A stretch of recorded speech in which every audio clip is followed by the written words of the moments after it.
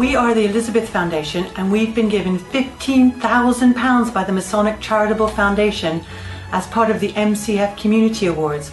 This grant will help fund our Teacher of the Deaf so that we can support more deaf children to learn to listen and speak. Thank you so much. We are Beams, we're a charity that supports disabled children, and we've just been awarded £25,000 from the Masonic Charitable Foundation. Thank you to everyone who voted for us. We are Magic Moments for Autistic Kids, and we've been given £15,000 by the Masonic Charitable Foundation as part of their MCF Community Awards. This grant will enable us to continue training our autistic children in basic life skills and also provide short breaks and activities, and in addition the transport to enable us to access these valuable services. We are Hartlepool Special Needs Support Group, and we have been given £25,000 by the Masonic Charitable Foundation as part of their MCF Community Awards. The grant will help us to expand, revamp and modernise our resource centre. Thank you. We're Manchester Jewish Community Care, and we've been given £4,000 for the Nicky Alliance Centre by the Masonic Charitable Foundation as part of the MCF Community Awards. The grant will help us to enhance the lives of the older people in our community. Aurora Wellbeing Centre is a small charity which supports people and their families living with cancer. We're delighted that through the Masonic Charitable Foundation Turse and Tea Rewards, Aurora has been granted £25,000. This will make a tremendous difference to what we can offer our cancer patients. Thank you to all the many hundreds who voted for us, and to all the Freemasons who contribute generously to the foundation. From all at Aurora, thank you! We're Campsite, and we've been given £25,000 by the Masonic Charitable Foundation as part of their MCF Community Awards. The grants will enable us to employ a volunteer support worker for the Fendant services. Interact has been awarded £15,000 from the MCF Community Award. We are absolutely delighted by that, and we want to thank you for voting for us. The £15,000 will pay for 1.5 years of work at one of our hospitals, so we are very, very grateful. Thank you. We are West Marsh Therapy Centre, and we've been given £4,000 by the Masonic Charitable Foundation as part of their MCF Community Awards. The grant will help us to buy equipment to help disabled people keep mobile. Thank you. We're Willow, and we've been given an amazing £25,000 by the Masonic Charitable Foundation as part of their MCF Community Awards. The grant will help us to fulfil more special days for seriously ill young adults aged 16 to 40 in Hertfordshire. Thank you so much.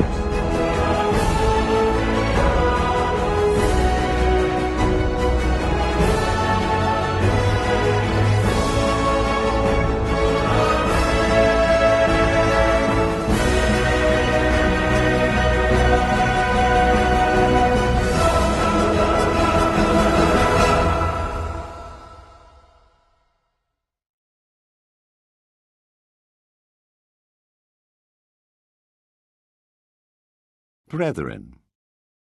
In a society as widely extended as Freemasonry, the branches of which are spread over the 4 quarters of the globe, it cannot be denied that we have many members who have travelled a great distance from east and west to be here today.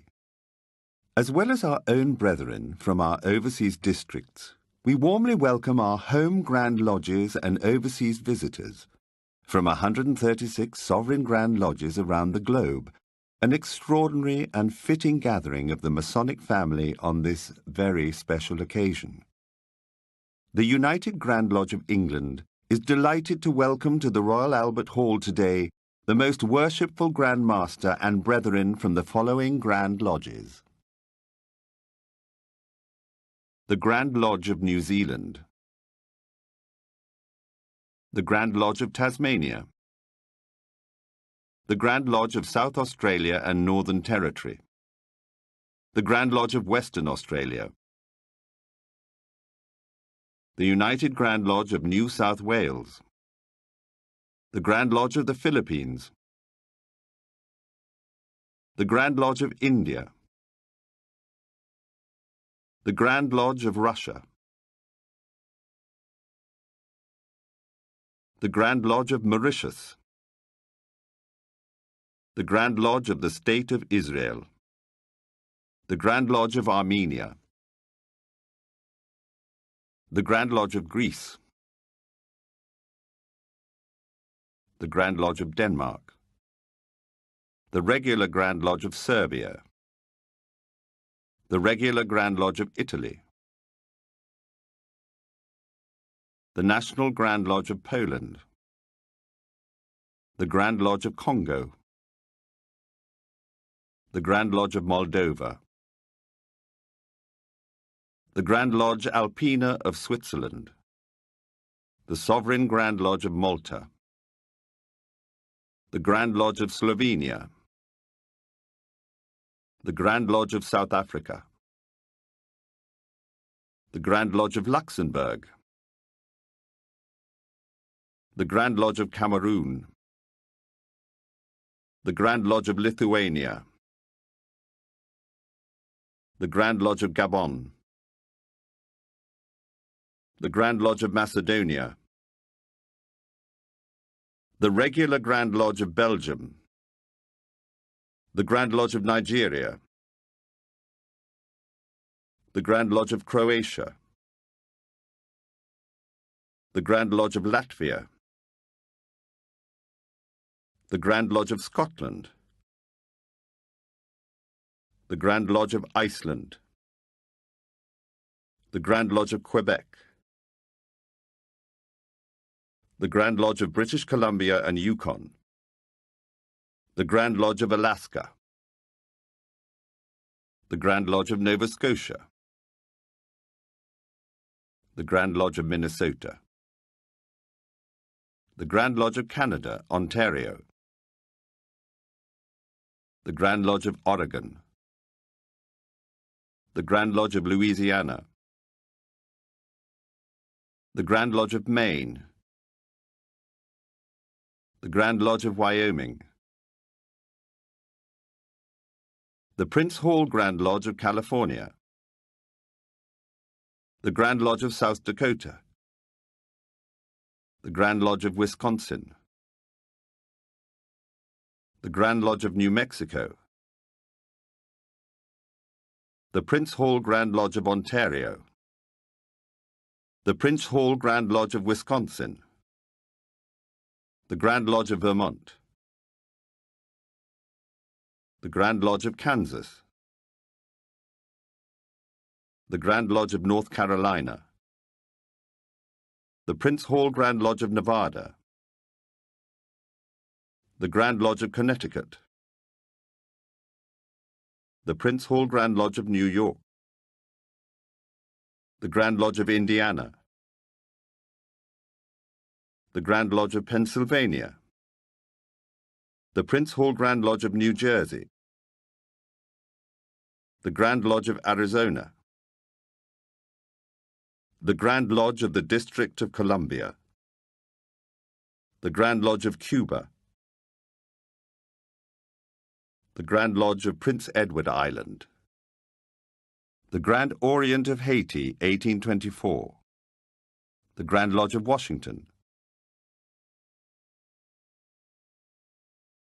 the Grand Lodge of the State of Vera Cruz, the Grand Lodge of the Republic of Venezuela, the Grand Lodge of Ecuador, the Occidental Grand Lodge of Colombia at Cali, the Grand Lodge of Peru, the Grand Orient of Brazil, the Grand Lodge of Colombia at Bogotá, the Grand Lodge of Bolivia, the Grand Lodge of the State of Espírito Santo, the Symbolic Grand Lodge of Paraguay, the Grand Lodge of the State of Sao Paulo, the Grand Lodge of Chile, the Grand Lodge of the State of Mato Grosso do Sul, the Grand Lodge of the State of Rio Grande do Sul, the Grand Lodge of Uruguay, the United Grand Lodge of Victoria, the United Grand Lodge of Queensland, the Grand Lodge of Japan, the Grand Lodge of China,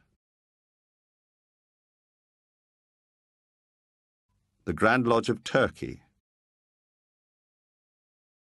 the United Grand Lodge of Bulgaria, the Grand Lodge of Finland,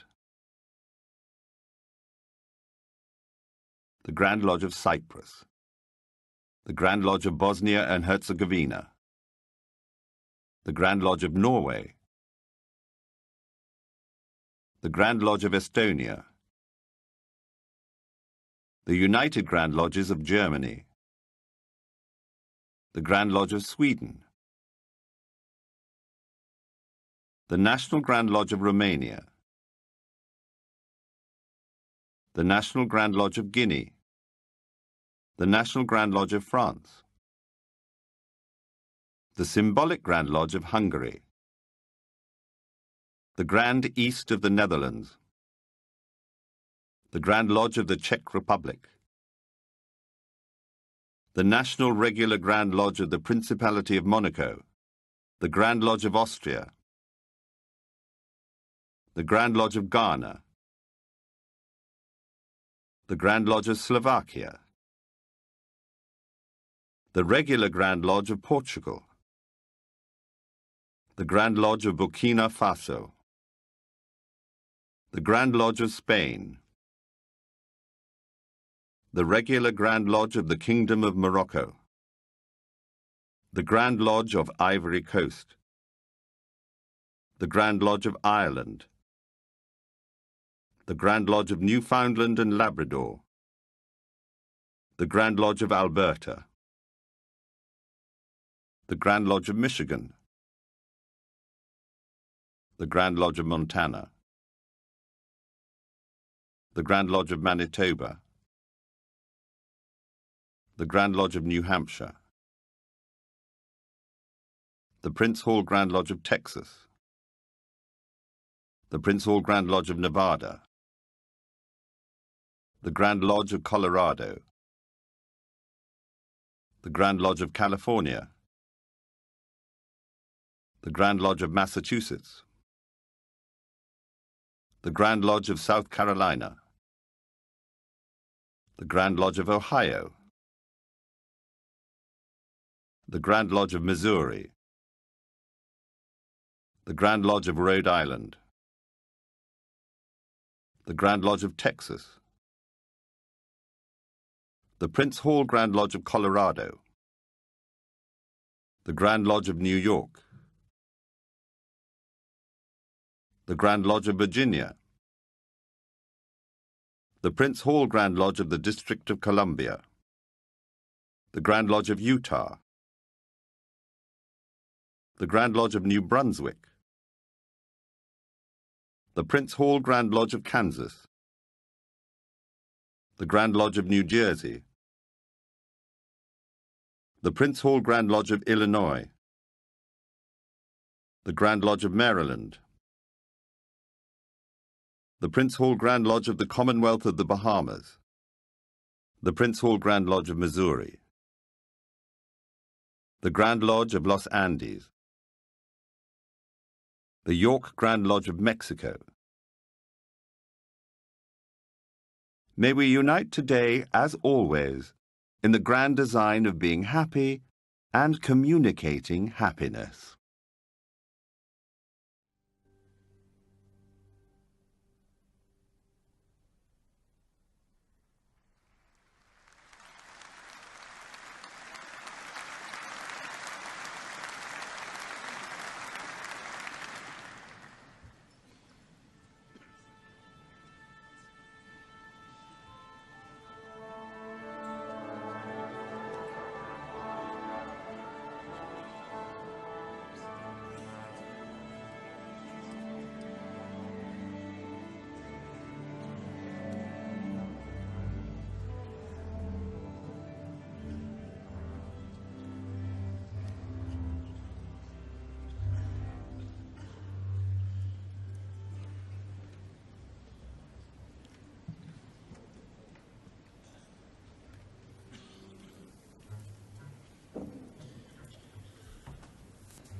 To order, brethren!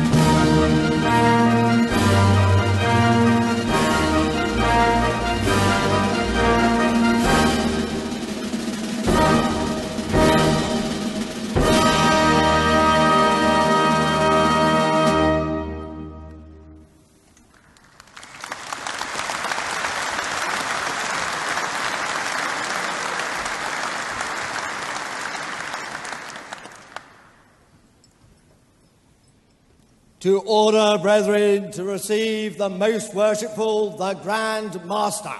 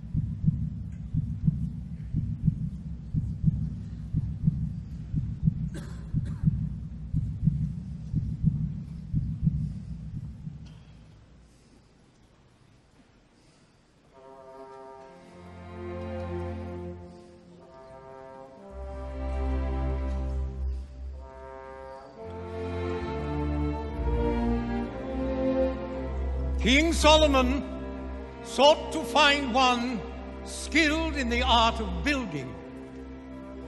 He sent for Hiram and brought him up out of Tyre. And so the architect drew designs for the construction of a building. Never more splendid an edifice was fashioned than the temple Hiram wrought for the Lord.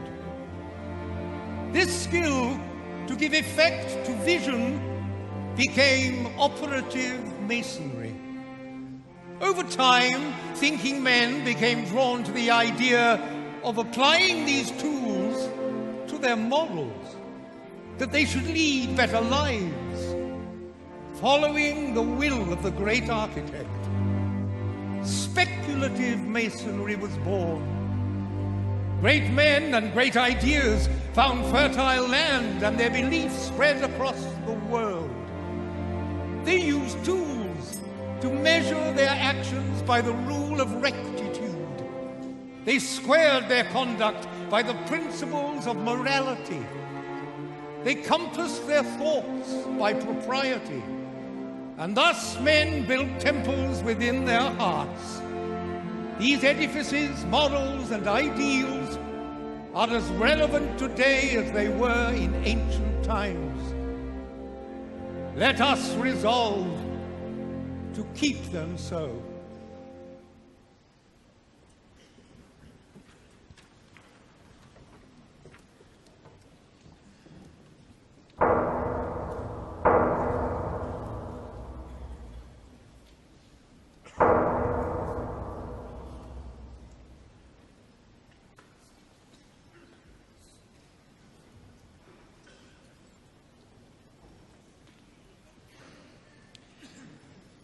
Freemasonry has burned as a blazing fire through the last 3 centuries, burnishing some of mankind's greatest achievements.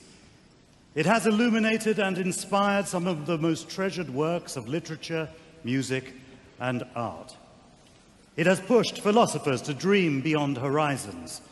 It has guided visionaries to found new nations, and it has brought peace and harmony into the hearts of millions. Its grand principles are there for all to see. Brotherly love, the welcome to all people under heaven. Relief, a dedication to charitable work. And truth, the daily search for moral advancement. Many have concluded that Freemasonry's own description of itself is the best. A peculiar system of morality veiled in allegory and illustrated by symbols. Today, we celebrate Freemasonry, its past, present, and future.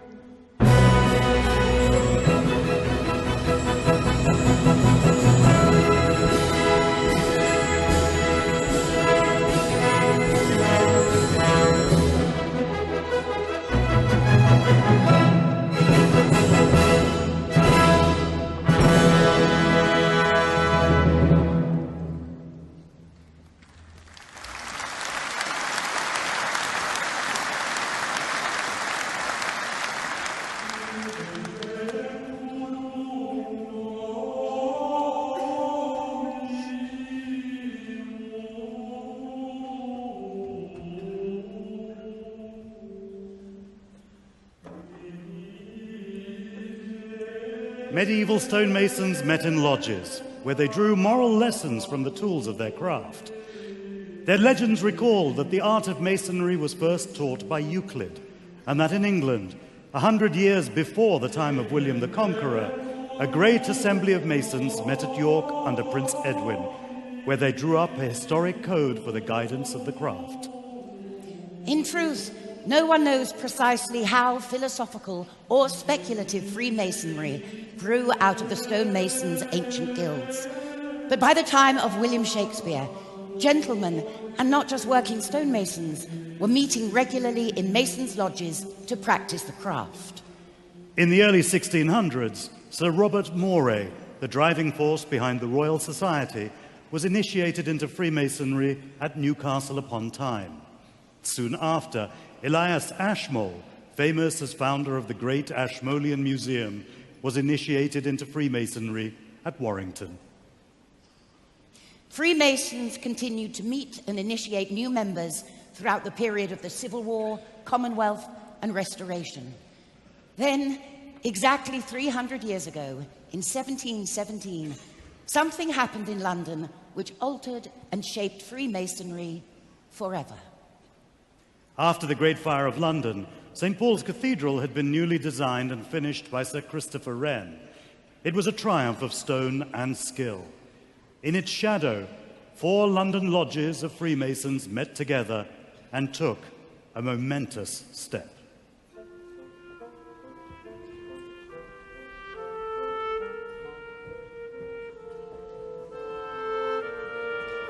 Will you give to charity?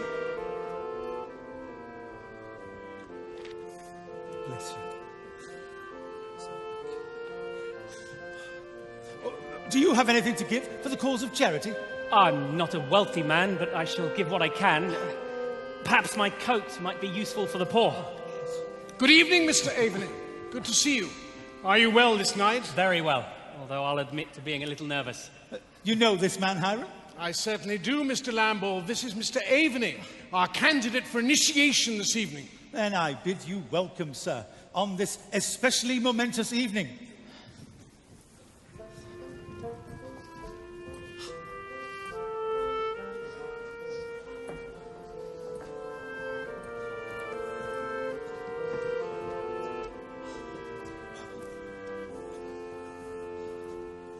Brothers, I bid you welcome on this historic evening.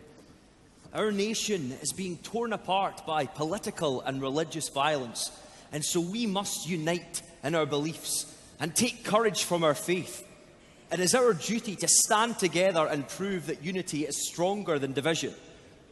Indeed, on this notable date, our 4 lodges shall come together to form one. This union will form a refuge for our brothers from the discord we see about us, and will prove hopeful to those in need and darkness. We must safeguard and treasure this united lodge in order that brothers continue to meet as equals. We shall come together on the level and on the square to continue our craft, more ancient than the golden fleece or Roman eagle, more honorable than any other in existence. And so, to further cement these intentions, it is here that we lay the foundations of hope. We therefore invite Mr. Sayre, Master of the Apple Tree Tavern, to take the chair as our first Grand Master. Brothers, it is with great honour that I declare that we 4 ancient and historic lodges shall henceforth meet together once in every quarter as the Grand Lodge of London and Westminster. I appoint Mr. Lamble and Captain Elliot as Grand Wardens, and a year hence we shall meet again, dine, and elect new officers for the year to come. Brothers, I congratulate you. May this new Grand Lodge flourish and prosper, enriching its members by guiding them in the duties that we all owe to the great architect, to mankind, and to ourselves. The pillars of wisdom, strength, and beauty shall support this union. The square of morality shall guide it. the level of equality sustain it, and the plumb rule of justness and uprightness shall guide you on a journey of virtue, honor, and mercy. Your lodge will stand on holy ground. Together you shall spread light to future generations.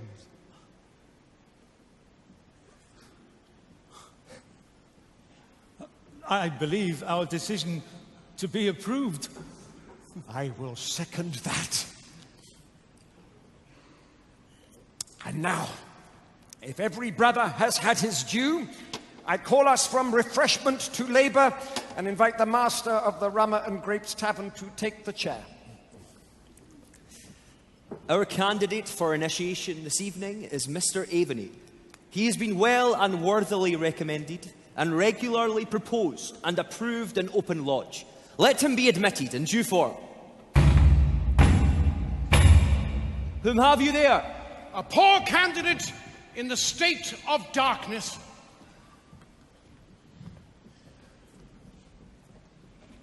Tell me, Mr. Aveny, what do you understand by the three grand principles of Freemasonry? I understand them to be brotherly love, relief, and truth, Hiram. Good, and you understand that by these means we hope to reach heaven by ascending Jacob's ladder. And each step to be a moral virtue. And each rung to be a guide and support. This ladder is from earth to heaven. That's long, right? Exactly how many moral virtues are there? Well, there are a great many, but there are only three principal virtues.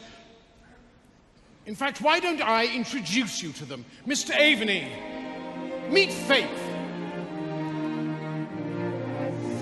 Good evening, Mr. Aveny. I am Faith in all her glory. I represent faith in the great architect of the universe. It is only through me that you can hope to ascend to the heavens. Not just through faith, Mr. Aveny. I am hope, an equally important moral virtue. Good evening, Hope. I represent hope in salvation. Do you understand about salvation, Mr. Aveny? Yes, I hope for salvation. I also hope to be a better person, to be better able to serve my fellow men. So now you must meet our sister, Charity. I am Charity. In fact, I am the distinguishing characteristic of a Freemason's heart. They also represent three very important elements. They are wisdom, strength, and beauty. By faith, we show wisdom in the divine, which providence naturally creates. Hope! Hello, that'll be me. All about strength, being part of the promises recorded in the volume of sacred law. And charity. I bring it all together. I'm the beautiful one. I bring it all together beautifully. Wisdom is as treasured as any fair face, and strength is a power that all of mankind strives to achieve, and beauty, well, beauty should be admired in science and nature and great works of art and literature and music. Music? Well, can we sing now? No. Oh, but we could be the 3 degrees. Not we yet. We all work together perfectly in harmony. Harmony, can we sing now then? Your time will come.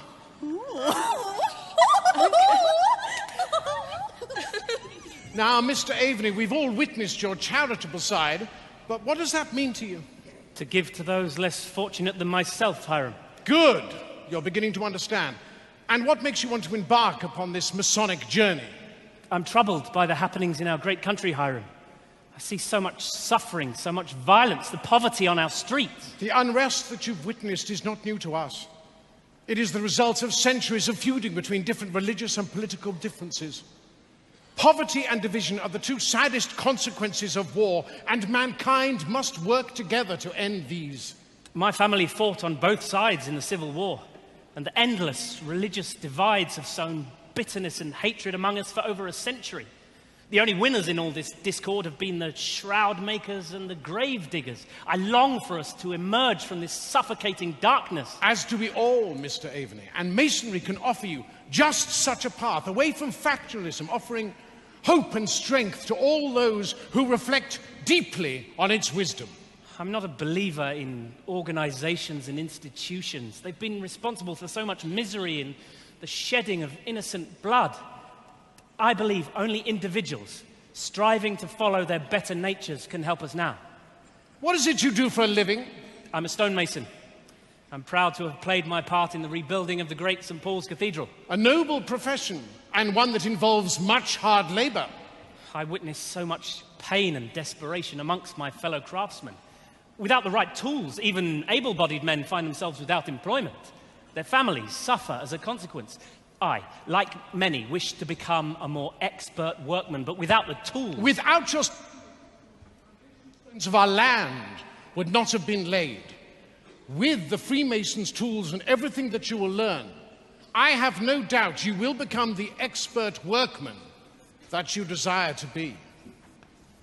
Your journey has started. The pain and discord you've witnessed and felt has made you seek solace and truth. Out of the darkness will come light. You will see.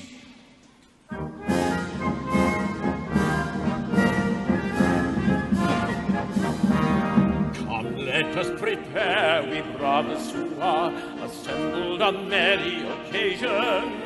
Let's drink, dance, and sing, be a merry or king, is a health to an attempted mason. Let's drink, dance, and sing, be merry or king, is a health to an accepted mason.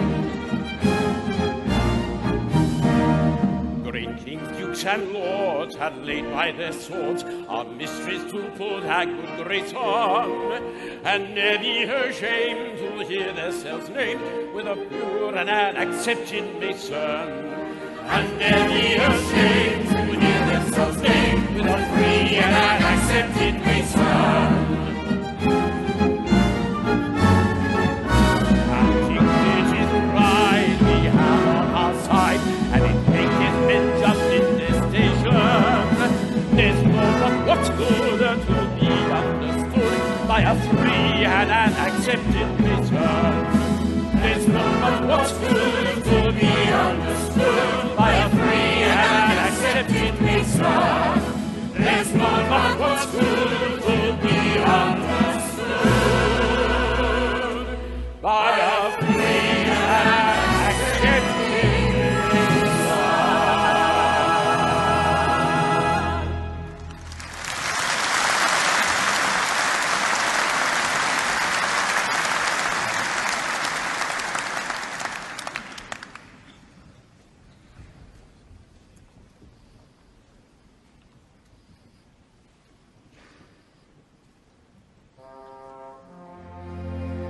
Like the builders of old, each Freemason takes up the square and compasses.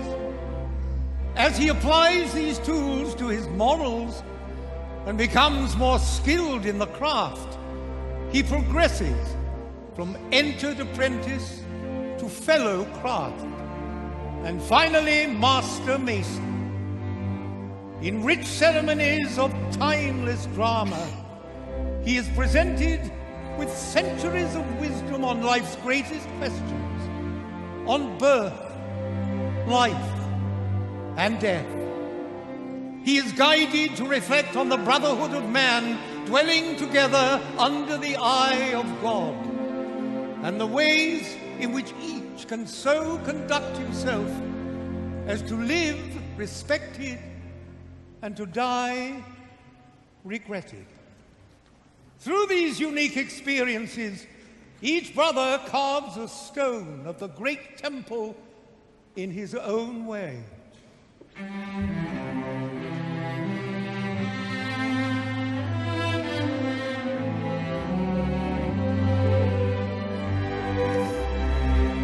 I hold that to be self-evident, Brother Franklin. All men are created equal. Indeed, Brother Washington. All Freemasons meet as equals, and we have an opportunity to create a nation in the very essence of Masonic morality. With freedom and tolerance of all religions and moralities that no government can oppress. You know, I think it would be a great idea if we wore our Masonic regalia when we're putting in place the foundation stone for the Capitol building. Freedom of speech, too, and the press, the right to peaceful assembly, and... Did you say regalia? Yes. Well, it would be wonderfully symbolic, don't you think? You'll be wanting to put the all-seeing eye on our banknotes next. You think I'm taking it a bit far? Please don't ask me questions like that, Brother Franklin. You know I cannot tell a lie. Oh, come on, Brother Washington. Everybody lies occasionally, surely. Especially politicians. Not me. Not even so much as an alternative fact. But we must all be aware of fake news. But people must be free to think what they like as well. We can have no thought police in our new society. I couldn't agree with you more. Without freedom of thought, there can be, well, no such thing as wisdom. You know, I do agree with you, though. The foundation stone of our new nation built on all those principles that we hold dear, perfect in its parts and honorable to the builder. And the plans for our new capital city already have a very Masonic feel to them. Yeah. You know, I still don't think Potomac City has enough of a ring to it, though, somehow. Have you given any thought to a name, Brother Washington? I'm still working on that one. Good evening, Brother George. Well, hello, Brother Hiram. Brother Benjamin. And who's your friend? Oh, this is Mr. Aveny, our candidate for initiation into the order. I'm giving him a little introduction into some of our mysteries. Good evening, gentlemen. Oh, hey, what a privilege to be shown round by Hiram himself. Yes, I'm learning a great deal. And these two gentlemen are founding an entire nation built on our principles. We have great promises for our new nation. You know, I wonder if other presidents after me will also be Freemasons. Well, of course. I mean, well, I just sort of assumed. I'm afraid not, Ben. But many will be.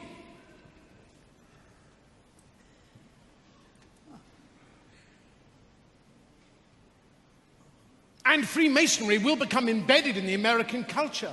And the eye will appear on the banknotes. Oh, God. As will your face. Oh, God. And in years to come, these principles will be honored with a gift from your French brethren. A gift that will be a welcoming beacon to the poor and oppressed when they journey to your great land. Brother Bartholdi. I've always liked the French. What's that? This is the statue we are giving you. It's a bit small, isn't it? Oh, this is a maquette. The real thing is bigger. Much, much bigger. I call her Liberty Enlightening the World. Catchy. I like her. I love her. Liberty's what we're all about. And life. And life. Life and liberty's what we're all about. And the pursuit of happiness. Well, of course, the pursuit of happiness. The pursuit of happiness goes without saying. Life, liberty, and the pursuit of happiness. Forgive me for being naive, but if the people spend all their time pursuing happiness, how on earth can they expect to build a successful nation? Well, how about life, liberty, labor, and the pursuit of happiness? Labor is just as important as refreshment. It's the rule of three, Brother Benjamin. Believe me, life, liberty, and the pursuit of happiness will play much better. Faith, hope, and charity. Beauty, truth, strength. I'm afraid he's right, but as a nation, you will labor hard. You will labor very hard indeed, and you will play hard. America will produce a great many great Americans from many different walks of life and many different fields, and many will be Masons. Sportsmen, actors, writers, soldiers, filmmakers, businessmen, inventors, astronauts. What on earth is an astronaut? No, they're not. I don't follow. Well, they're not on Earth, they're in space. In fact, Brother Buzz Aldrin was the second man to walk upon the surface of the moon. That's the best thing I've heard this evening. What, that a Mason walked on the moon? Nope, that he was the second man to walk on the moon. See, I told you, people don't always remember who the first person was to do something. Man on the moon. Amazing. But don't forget the musicians. Do not forget the musicians. How could we forget music? Music is a vital part of America's cultural identity.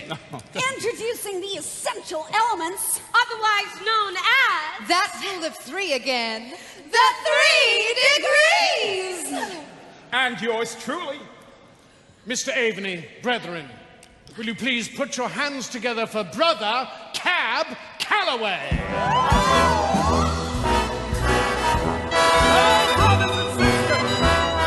My name's Cab Calloway. I'm going to introduce you to my three lovely ladies, Faith, Hope, and Charity.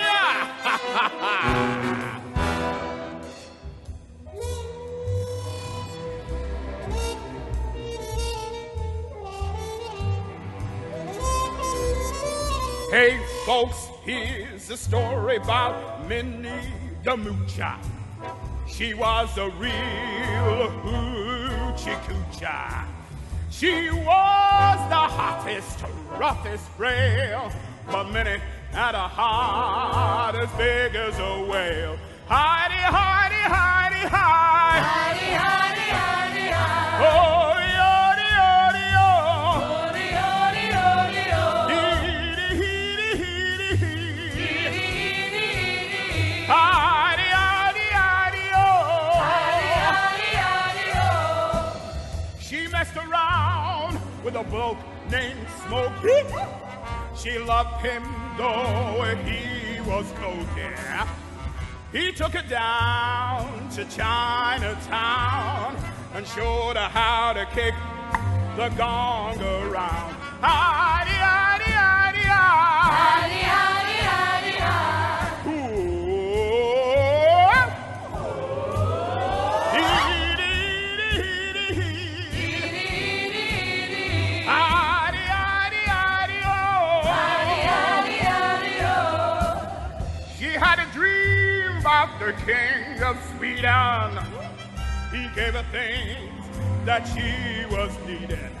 Gave her a home made of gold and steel, a diamond car with the platinum wheels. Howdy, howdy, howdy, howdy, howdy, howdy, howdy. Howdy, howdy, howdy, howdy, howdy, howdy, howdy, howdy. Skiddly boo, skiddly boo, skiddly biddly boo.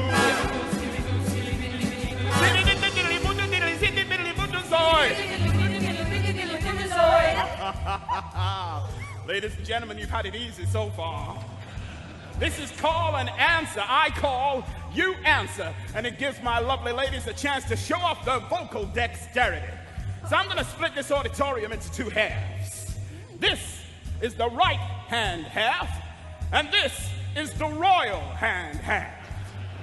I'm expecting big things from the royal hand half. Now, I'm going to call, you're going to answer. Here we go.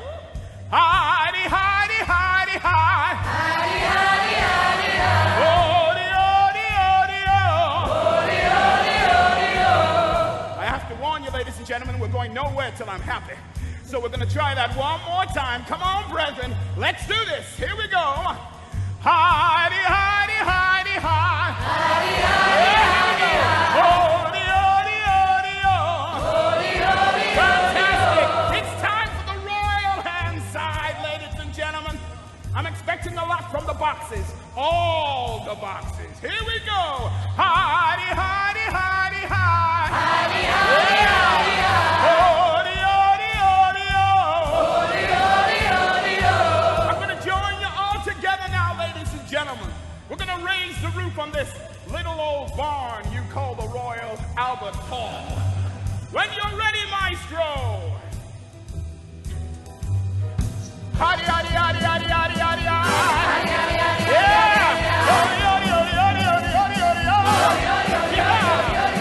Skitty boo, skitty boo, skitty bitty bitty boo. Skitty boo, skitty boo, the boy. He gave her a home and he's racing horses. Each meal she had was a dozen horses. Had $1 million made of nickels and dimes.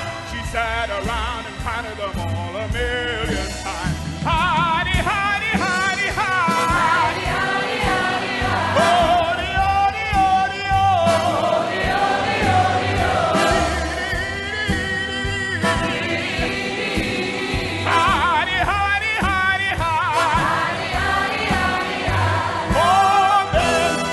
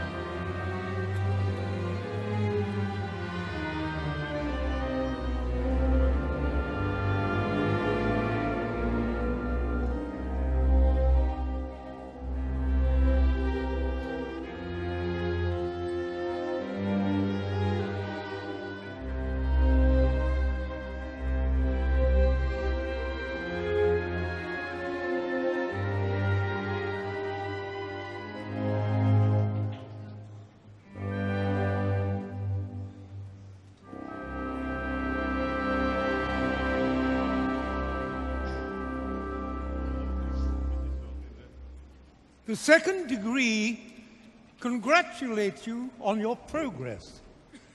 At the same time, it symbolizes the central role in our journey of a fuller understanding of the deeper meanings of nature and science.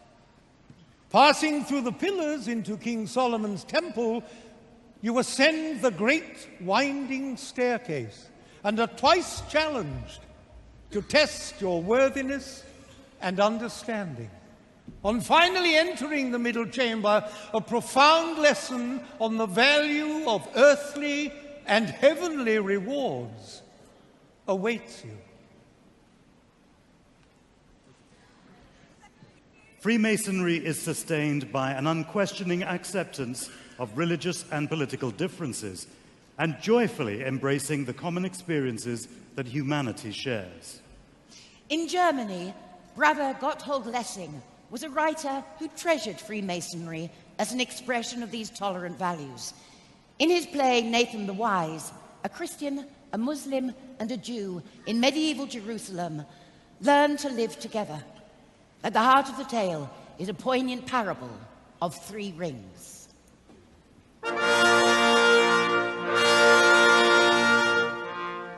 Long ago, in the Orient, there lived a man who possessed a ring of inestimable worth. It had an opal which emitted 100 colors, but its true gift was its ability to make its wearer beloved of God and man. The ring passed from father to most favored son for many generations, until finally its owner was a father with 3 sons who were all equally deserving.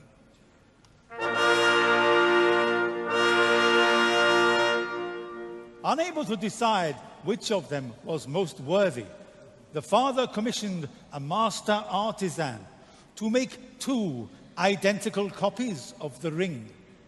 He then gave each son a ring, and each son believed that he alone possessed the original and true ring. But instead of harmony, the father's plan brought terrible discord.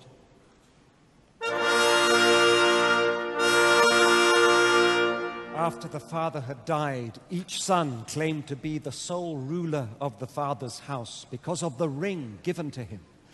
Examination of the rings made the discord more bitter because no differences were disclosed. The matter was put before a judge who deliberated long and hard before pronouncing his verdict. The authentic ring made its owner beloved of God and man. But each of your rings has brought only hatred and strife. None of you is loved by others. Each loves only himself. I conclude that none of you has the original ring. Your father must have lost it, then attempted to hide his loss by having 3 counterfeit rings made. And these are the rings that cause you so much grief. Or perhaps your father, weary of the tyranny of a single ring, made duplicates. Let each of you demonstrate his belief in the power of his ring by conducting his life in such a manner that he fully merits, as anciently promised, the love of God and man.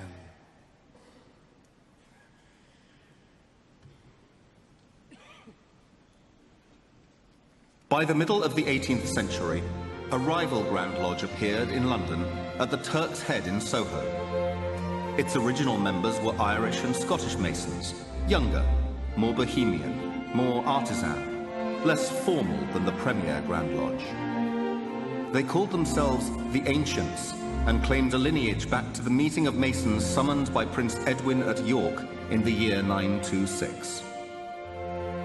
By the early 1800s, after 60 years of discord and rivalry, and in a supreme gesture of British Masonic fraternity, the 2 rival Grand Lodges eventually put aside their differences. led by their Grand Masters, the two sons of King George III, blood brothers, Prince Edward, Duke of Kent, father of Queen Victoria, and Prince Augustus, Duke of Sussex. The two princes brought their feuding Grand Lodges together and reconciled to be the United Grand Lodge of England. To celebrate this historic act of unity, the leading architect, Brother Sir John Soane, created a wooden Ark of the Masonic Covenant, richly decorated with the Masonic symbolism of wisdom, strength, and beauty.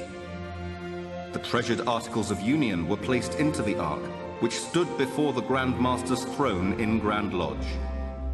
But tragically, in 1883, fire ripped through the Grand Temple, and the Ark, that most precious symbol of treasured fraternity, went up in flames.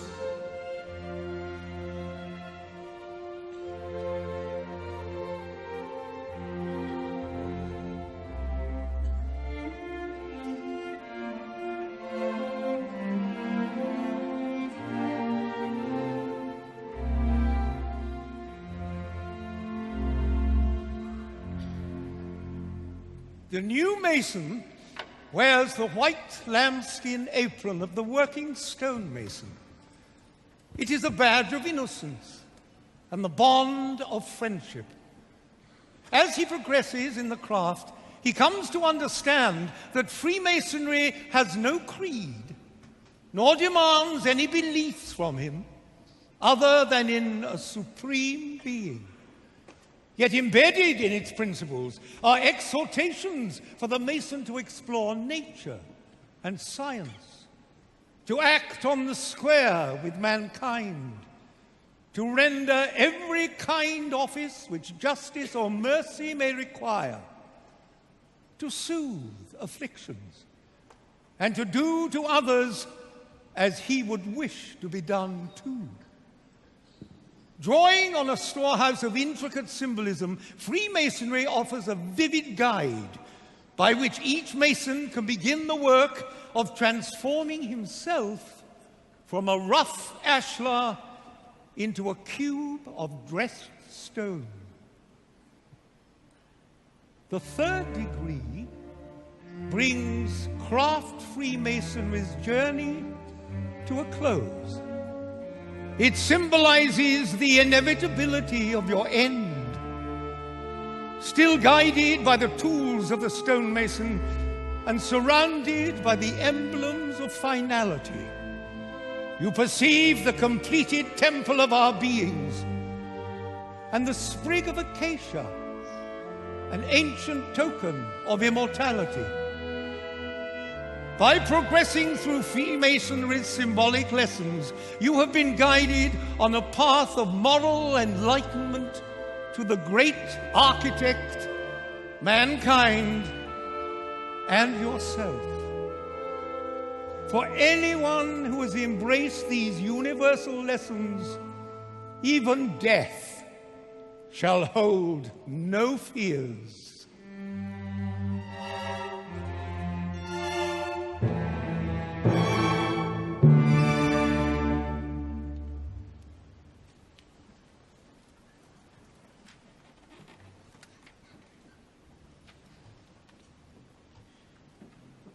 With its strong bonds of camaraderie, Freemasonry naturally traveled the long, dusty roads of Great Britain's influence, west to the United States and Canada, south to Africa, and east to India and the Far East.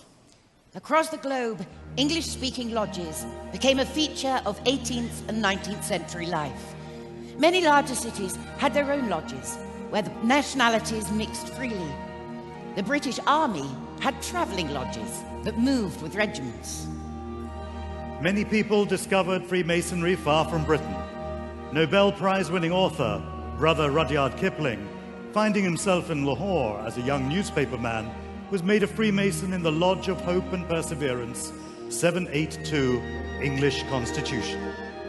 Here, he met with Freemasons who were Muslims, Hindus, Sikhs, members of the Arya and Brahmo Samaj, and a Jewish tiler who was a priest and butcher to his little community in the city. As the globe embraced Freemasonry, enlightenment came, not just to the initiate, but to the world.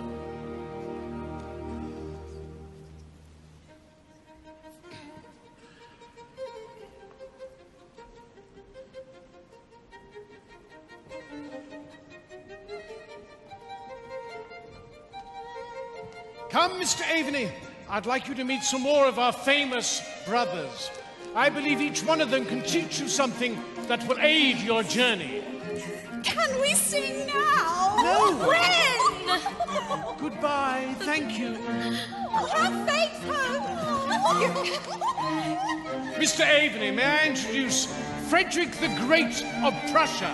Young man, you have taken the first step and proven yourself to be worthy. You will grow in wisdom and in strength. All true masonry is the intellectual elevation of men as members of society, making them more virtuous and more charitable. Dear brother Fred, always so sincere. I've said it before, and I shall say it again.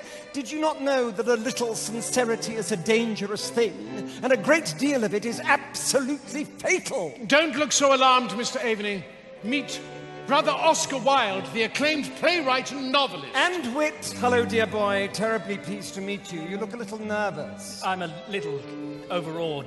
I don't doubt that, old chap. But we are true gentlemen, and a gentleman is one who never hurts anyone's feelings unintentionally. So, how can I be of assistance? Well, I hear much of the Enlightenment came about through the arts. I wonder if you might define this for me. Please. To define is to limit, dear boy. Keep an open mind and watch, critique, and admire. All art has a message. It's up to you to find it. I shall. Thank you. Well, music is an art. Can we sing now? Not yet. If one sings good music, people don't listen. If one sings bad music, people don't talk, my dears. Oh, look who we have here, Monsieur Voltaire. He's French, you know. It was all the rage in his day. Volley, come and tell Mr. Aveny just how brilliant you are. I am? Well, I may not agree with what you say, but I shall defend to the death your right to say it. Mr. Aveny is studying Enlightenment, Brother Voltaire. Perhaps you could give him a little advice. You have doubts, Monsieur Aveny? Well, as Hiram says, I'm learning. My advice is this. Doubt is not a pleasant condition, but certainty is absurd. He loves to be cryptic. It's the French in him, you know. Oh, wonderful. Monty, come on over, old chap. Brother Montesquieu, my boy, another of the French contingent. I do love the French language, especially to curse with. It's like... Good evening, Oscar. You don't change. I am a citizen of humanity first, and by necessity, and a citizen of France second, and only by accident. We are not all prone to such outspoken behavior, you know. It can be a little embarrassing, but I've said this before. To be truly great, one has to stand with the people, not above them. You've said it 100 times, Monty, but I say, be yourself. Everyone else is taken. Oh, look who's here! Brother John Locke himself! Good evening, gentlemen. Monty, Hiram, Fred, Oscar. And you are? Mr. Aveny, sir. I'm honoured. You seem a little unsettled, Mr. Aveny. I admit to being a little intimidated by the greatness I'm surrounded by. Well, we are rather marvellous, I'll give you that. Don't be intimidated, be inspired. We are like chameleons. We take our hue and our moral character from those who surround us. Exactly. Be just like us. Learn to love yourself. Not just yourself. Think of it like this. The better men are, the more they love one another. Virtue having in itself something so amiable as to capture the hearts of those who behold it. That's what I was saying. No, Oscar, that's what I was saying. Do not feel anything but worthy, Monsieur Aveny. You are clearly a fine Englishman with fine morals. And luckily for you, An Englishman, as a free man, goes to heaven by whatever road he pleases. Ah, but none is more hopelessly enslaved than those who falsely believe they are free. Meet Brother Goethe, German, no humour whatsoever. For us Germans, humour is no laughing matter. To speak well and eloquently is a very great art, but an equally great one is to know when to stop. See? And that's not even his line. He nicked that from Mozart, you know. I was quoting Brother Mozart as it fitted the moment. Oh, quite. Quotation is a serviceable substitute for wit. Mozart? Time for a song? Not yet. Brother Goethe, may I introduce Mr. Aveny, our candidate for initiation this evening? And what brings you to Masonry, Mr. Aveny? I'm a believer in healing the many divisions between us, and curious whether the power of brotherhood can really be a lasting force for harmony. Indeed. Our greatest scientists and philosophers are proving the power of mankind, while those who refuse to acknowledge anything but ignorance and war cause suffering. You are clearly a thinking man. Thank you. A lot more to learn, I'm sure. Mr. Aveny, it is the greatest pleasure of a thinking man to fathom the fathomable and to quietly revere the unfathomable. Thank you, sir. The darkness weakened me, but I feel I'm growing stronger. By nature, we have no defect that could not become a strength, but no strength that could not become a defect. Oh, Goethe, you are so terribly worthy. It's almost painful sometimes. Let's have another drink and talk about things of beauty and art. You are right, Brother Wilde. Thank you. Each day we should try and hear one little song, read one good poem, see one exquisite picture, and if possible, speak a few sensible words. Hiram, I'm just a poor stonemason. I can't compete with these great men. What can I offer? Yourself, Mr. Aveny. Any man can be great if he gives of himself. You don't need fame or fortune or have the mind of a genius or be a nation's leader. An ordinary man's actions and beliefs can make him extraordinary. So the secret is to become the best that you can hope to be. Exactly. You are fortunate, Mr. Aveny. Hiram does not usually give away secrets so easily. As I was saying, you don't need fame to be great, but we are rather proud of our better-known brothers. Come, Mr. Aveny, there's some more of them I'd like you to meet.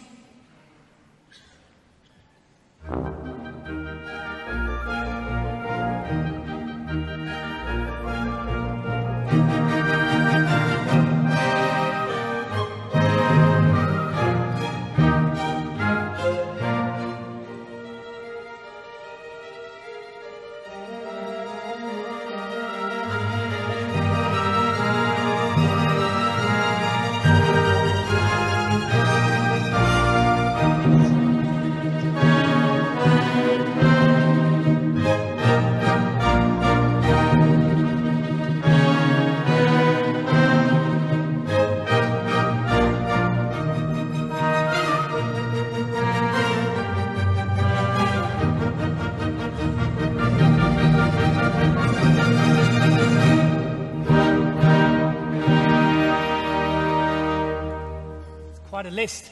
It's a lot to take in. Yes, it is. Certainly an education.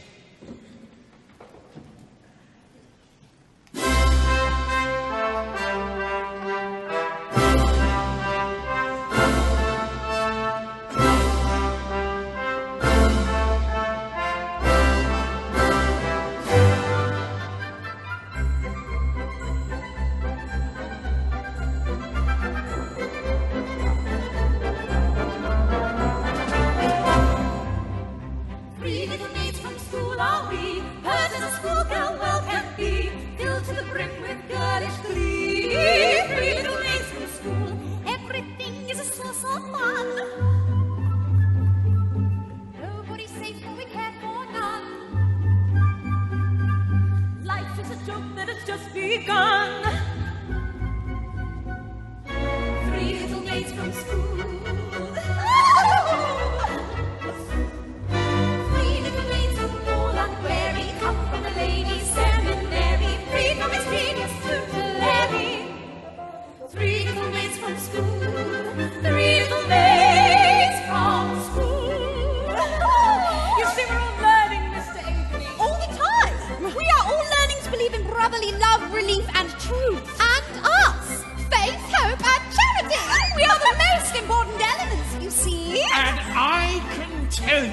there are many others who feel that they are the most important elements of Freemasonry.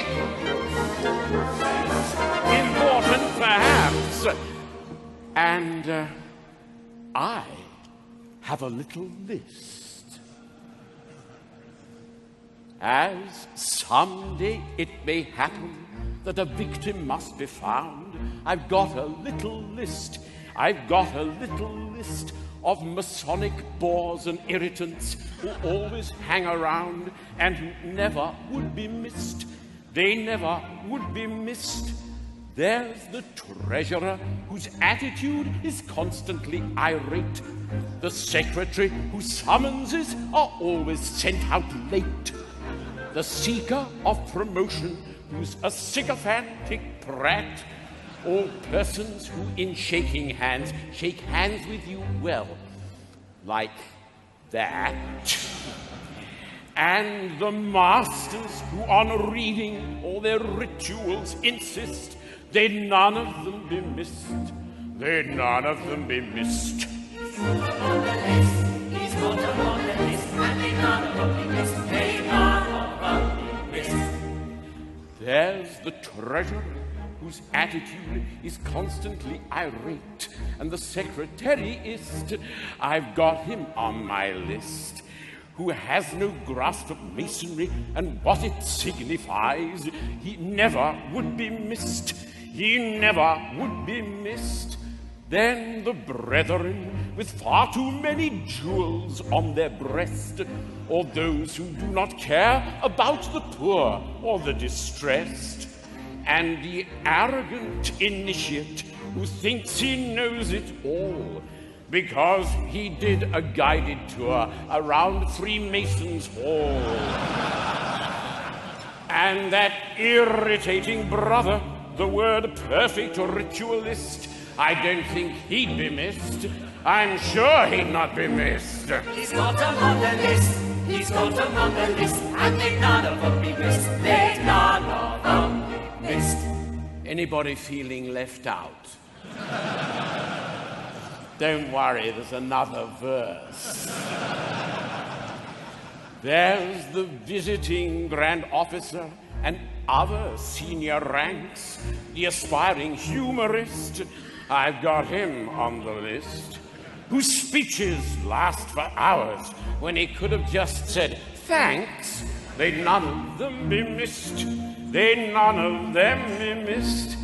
There's the ones who sidle up to you when you are at the bar, but never buy a drink themselves or offer a cigar. All self-important, pompous types who think they are far too grand, and brethren who drink so much that they can barely stand. But it really doesn't matter whom you put upon the list, for they none of them be missed. They none of them be missed. You may put them on the list. You may put them on the list, and they none of them be missed. They none of them be missed. I am the very model of a modern major general. I've information, vegetable, animal, and mineral. I know the kings of England, and I quote the fights historical, from Marathon to Waterloo in order categorical. I'm very well acquainted, too, with matters mathematical. I understand equation, both the simple and quadratical. About my Newman theorem, I'm teeming with a lot of news. News. Ooh, with many cheerful facts about the square of the hypotenuse.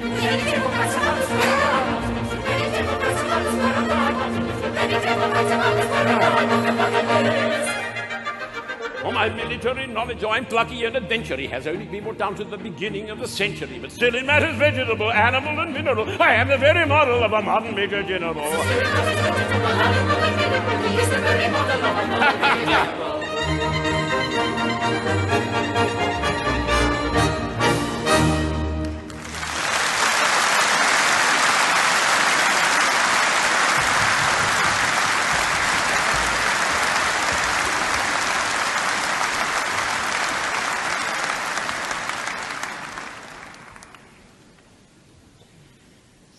Freemasonry asks its members to unite in being happy and communicating happiness.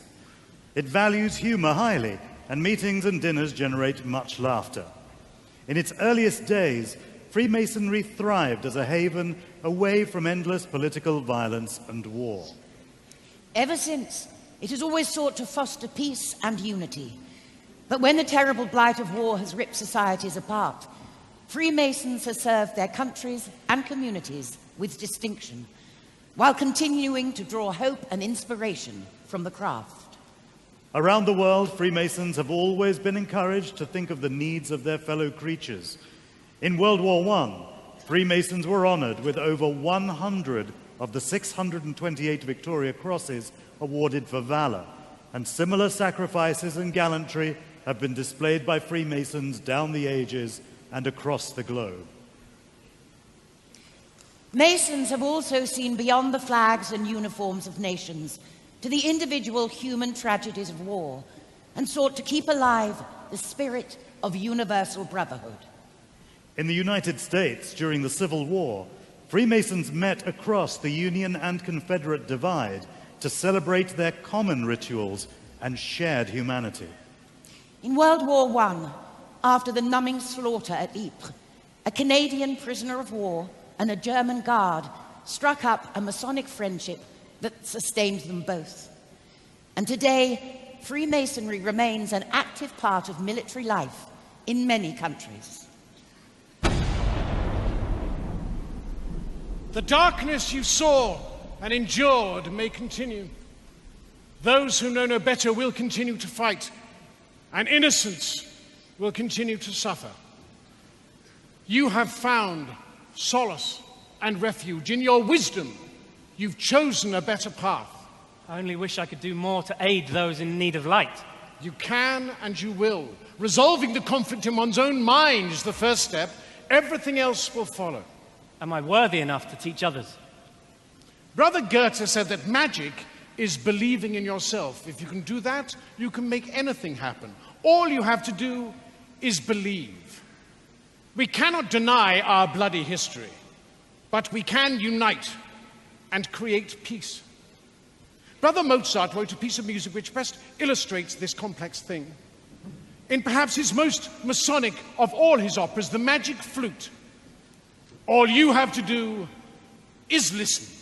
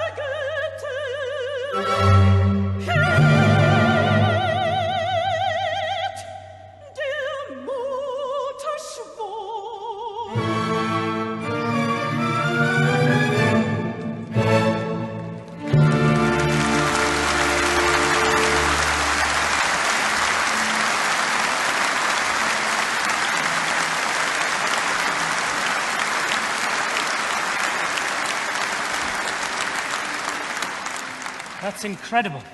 And achingly sad. You see, she's in darkness. In fact, she's the queen of darkness. She is the queen of the night. It takes someone who really understands Masonic values to show us that darkness and revenge have no place in this world.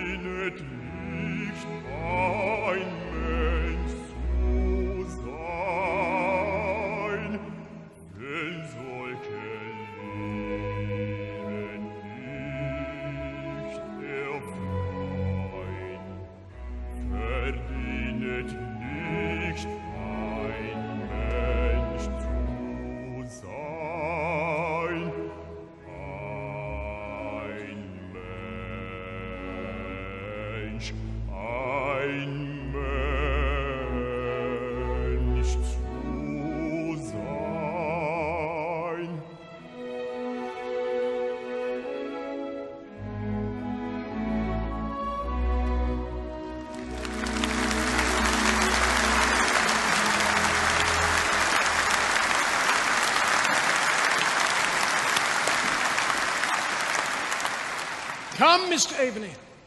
You should be very proud. You've achieved a lot. Where to now, Hiram? This has been such a journey. Back to where we started. The goose and gridiron. You are nearing the light, Mr. Aveny.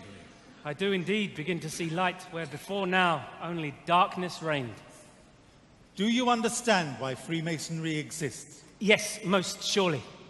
Hiram has shown me so many great and noble brothers, all of whom have proved the principles of Freemasonry to be both worthy and wise. The power of giving never ends, Mr. Aveny. It is through that power we are able to teach those, like yourself, to become stronger, worthier men. One last question, Hiram.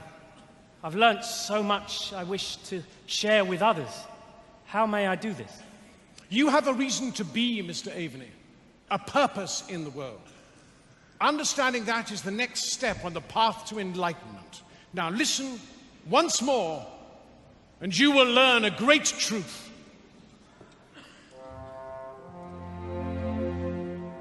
Throughout his long journey, and with divine guidance, a Freemason is offered ancient advice to take him on his path from darkness to light, to encourage him in his quest for knowledge and his desire to render himself more serviceable to his fellow creatures. Let prudence direct you, temperance chasten you, fortitude support you, and justice be the guide of all your actions. Be especially careful to maintain in their fullest splendor those truly Masonic ornaments, benevolence and charity. In these simple recommendations lies a universe of meaning, exhorting the Mason to the pursuit of wisdom, strength, fairness, and sensitivity to the needs of others, urging him to be useful to mankind and to perform his allotted task while it is yet day.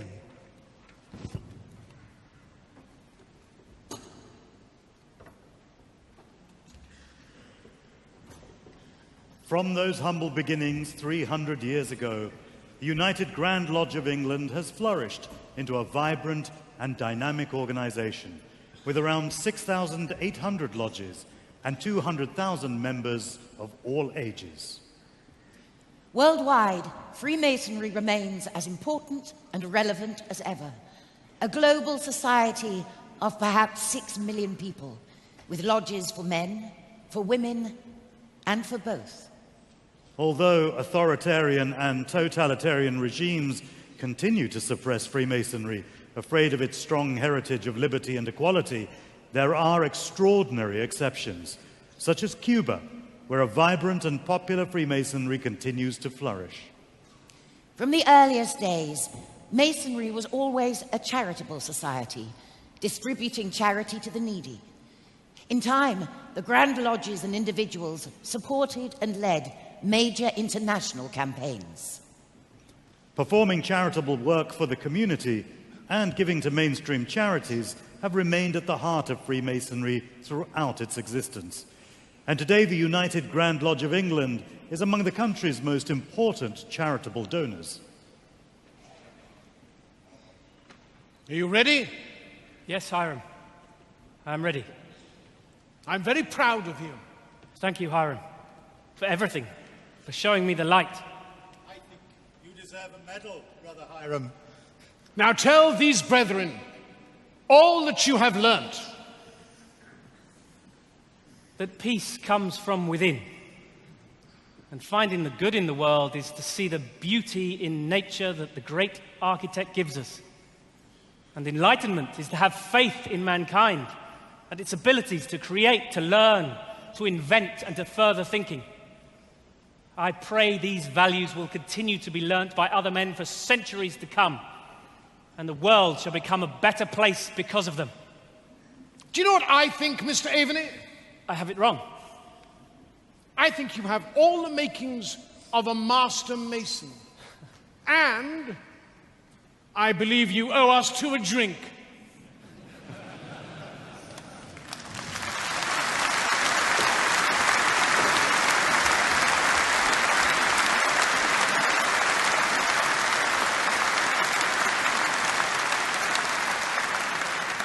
Freemasons all meet on the level as equals, and this has encouraged men from all walks of life to participate. Newly made Freemasons are told that, in every age, monarchs themselves have been promoters of the art, have not thought it derogatory to their dignity to exchange the scepter for the trowel. In Britain, Kings George IV, William IV, Edward VII, Edward VIII, and George VI were all Freemasons, as were 18 dukes and princes, including the Duke of Edinburgh. This year, His Royal Highness Prince Edward, the Duke of Kent, celebrates his 50th year as Grand Master of the United Grand Lodge of England.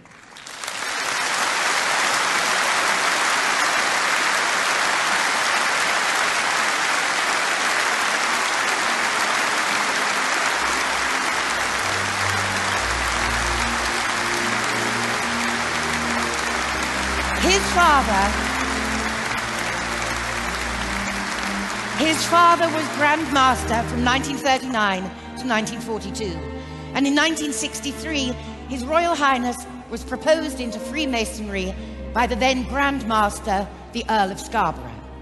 He was initiated into Royal Alpha Lodge number 16 on Monday the 16th of December 1963 and served as its master from 1965 to 1966.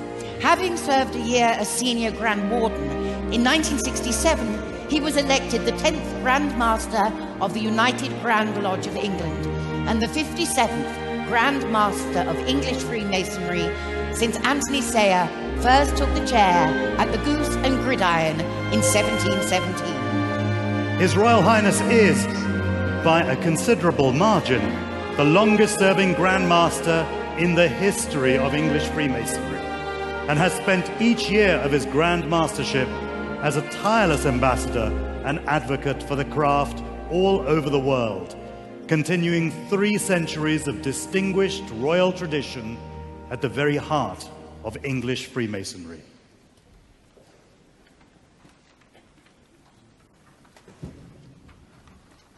To order, brethren!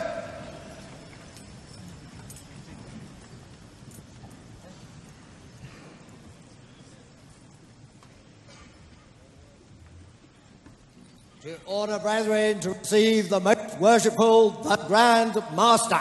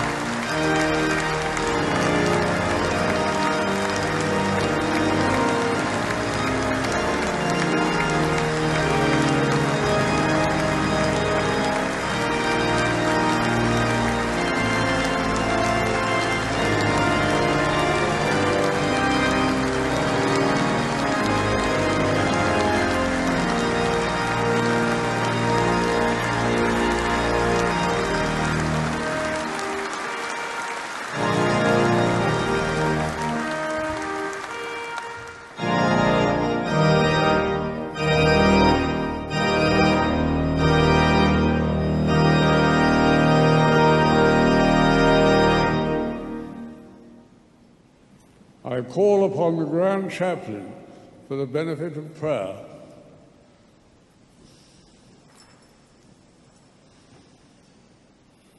Almighty and everlasting God, creator and giver of all life, as we celebrate the tercentenary of the founding of the Premier Grand Lodge and the birth of organized Freemasonry, we give thee heartfelt and humble thanks for all we derive from our Masonic membership in the practice of every moral and social virtue. Keep our order, we beseech thee, within the benevolent spirit of thy divine providence, so that brotherly love, relief, and truth may increase among us, to benefit those in need and be a source of blessing and comfort to all whom we serve here and the world over. Grant that thy wisdom may guide us, thy truth enlighten us, and thy justice dignify our lives. This we ask for the honor and glory of thy holy name.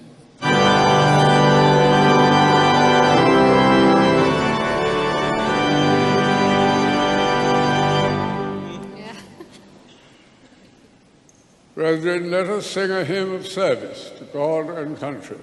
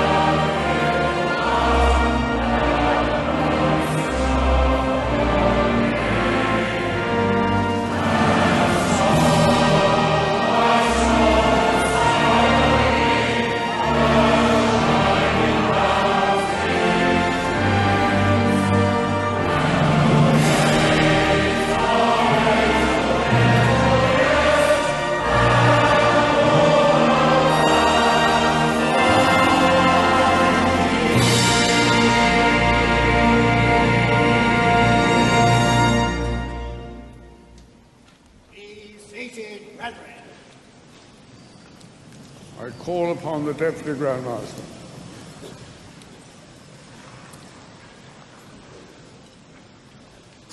Most worshipful Grand Master and brethren, I hereby read the text of a letter sent today to Buckingham Palace.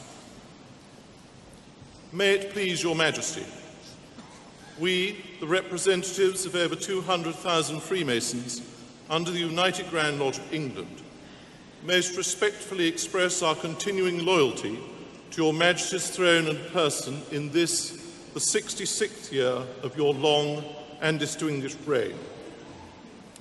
Today we celebrate the 300th anniversary of the foundation of the Premier Grand Lodge and the 50th anniversary of the installation of His Royal Highness the Duke of Kent as our much-loved and greatly respected Grand Master.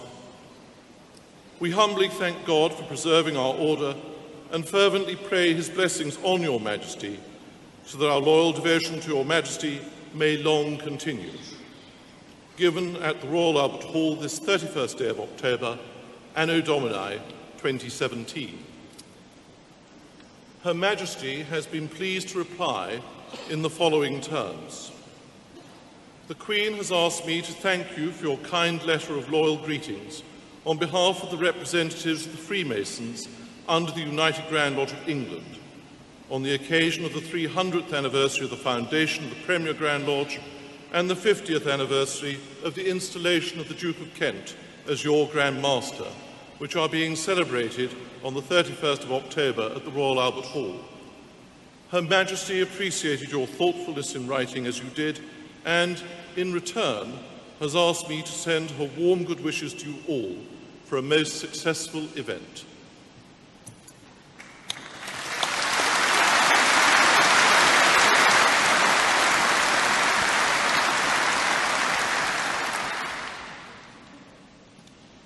It is with the warmest fraternal greetings and pleasure that I welcome you all here today to celebrate this special anniversary, the tercentenary of the founding of the Premier Grand Lodge in London. I had the pleasure of meeting 136 Grand Masters visiting from overseas at Freemasons Hall yesterday. Today, though, we are a meeting of more than 4,000, gathered from all around the world, from our own constitution and beyond, united in peace and harmony, regardless of race, religion, or any of the other things that historically foment division. We are pleased that this audience is further enlarged by many who are watching the proceedings here on live screens at Freemasons Hall and up and down the country, and indeed in other countries. I extend a warm and welcome greeting to you all. Our own provinces and districts have joyfully celebrated the tercentenary in many innovative ways this year, marked by the eager participation of their local brethren.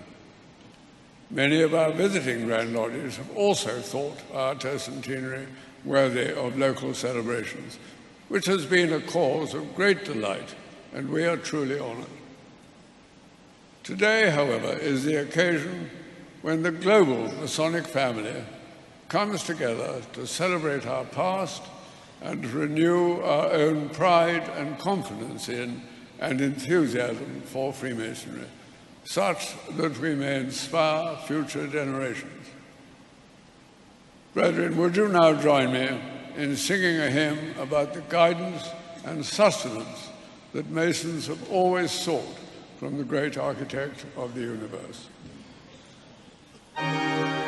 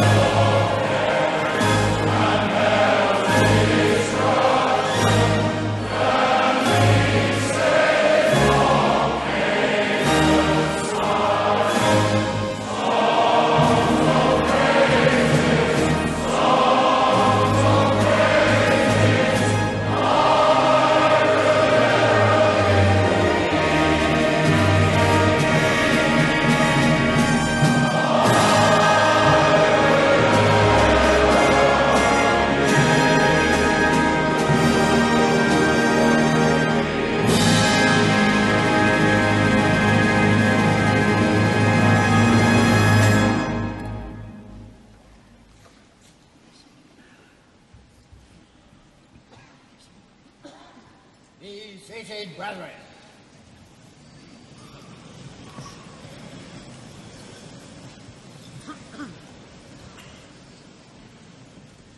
Brethren, of the 4 lodges that met at the Goose and Gridiron Tavern in 1717, 3 are still with us.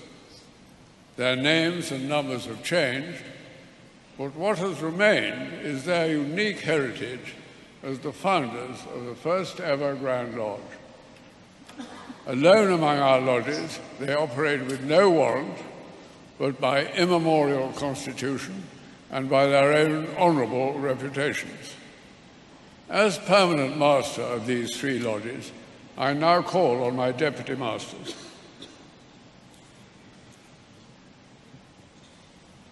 Most worshipful Grand Master, on behalf of the Brethren of Royal Somerset House and Inverness Lodge number 4, I present to you the volume of the Sacred Law, that great light in Freemasonry without which no ceremony can start or be complete.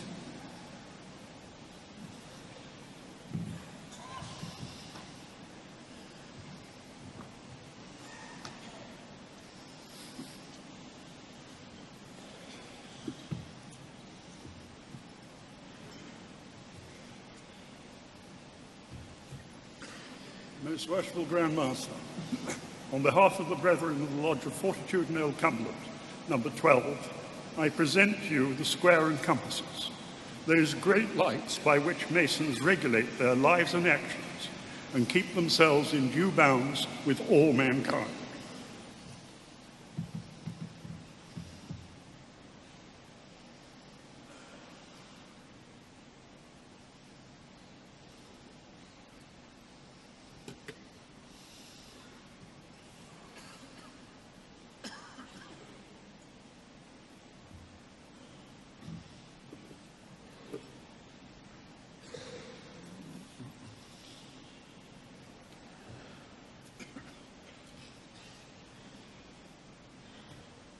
Most worshipful Grand Master, on behalf of the Brethren of the Lodge of Antiquity, number 2, I present to you the Wren Maul, the most treasured possession of the Lodge, which has been used by you and your many predecessors on ceremonial occasions.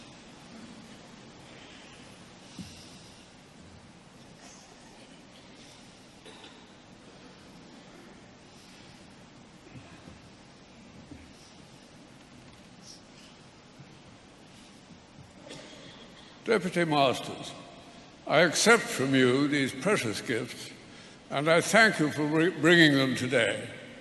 I thank your lodges for your remarkable achievement in founding the world's first Grand Lodge and for your services to Grand Lodge over the past 300 years.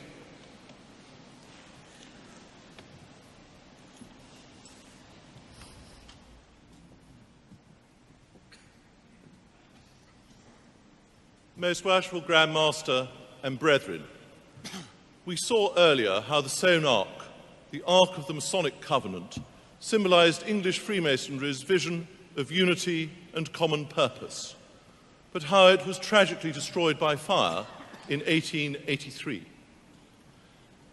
Tonight, I am delighted to announce that, thanks to the skill of very expert craftsmen, we welcome it back, rebuilt exactly according to the original design, with its 3 pillars of the Ionic, Doric, and Corinthian orders, representing wisdom, strength, and beauty.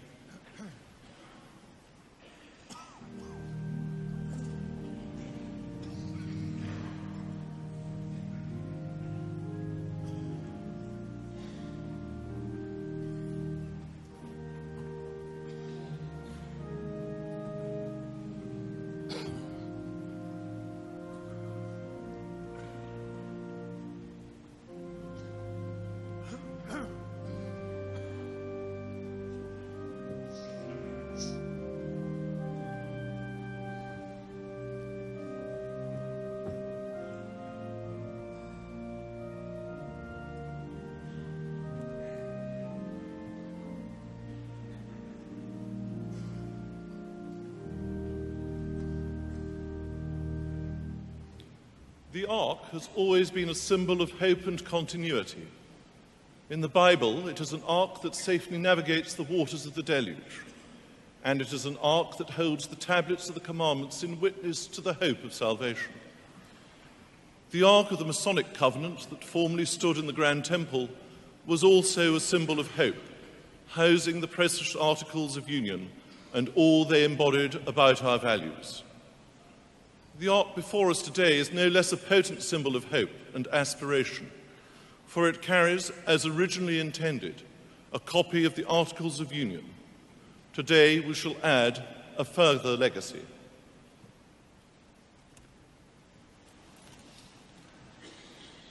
I now call upon my deputy masters to present the 3 great lights of masonry to the Grand Chaplain to be placed in the ark.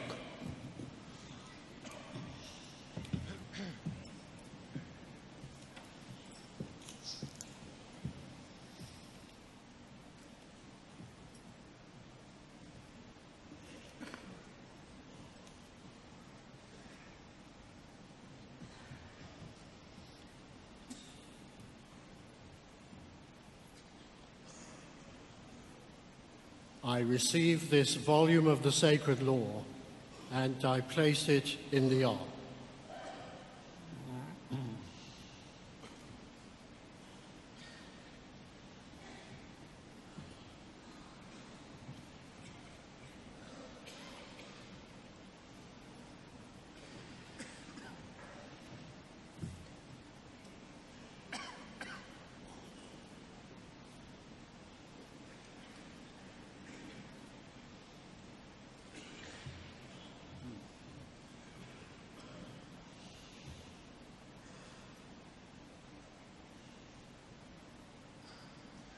I receive this square, which I place in the ark.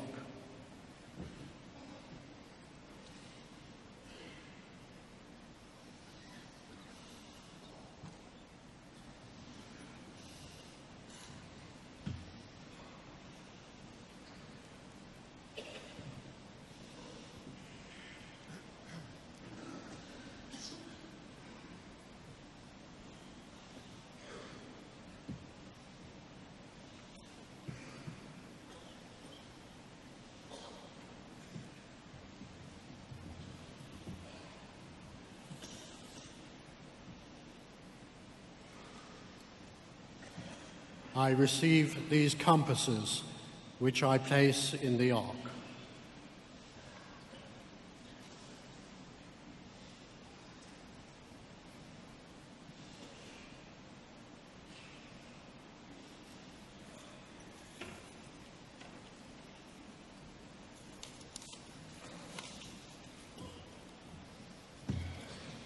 To order, brethren.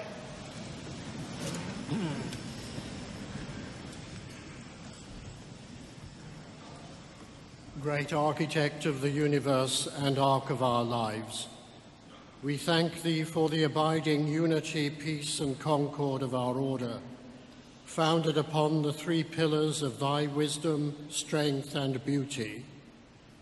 In the spirit of the Masonic virtues of fidelity, loyalty and constance, we pray thy blessing upon our dedication of this ark to the service of the craft. We return it to its former place of honor in the Grand Temple, where it will adorn our ceremonies and forever remind us of our incomparable heritage and those duties we owe to thee, Almighty God, to our fellow men and to ourselves. By thy everlasting light, illuminate our hearts and minds with brotherly love, relief and truth. In the practice of every moral and social virtue, for this world's good and thy glory, in thy holy name. So mote it be. Be seated, brethren.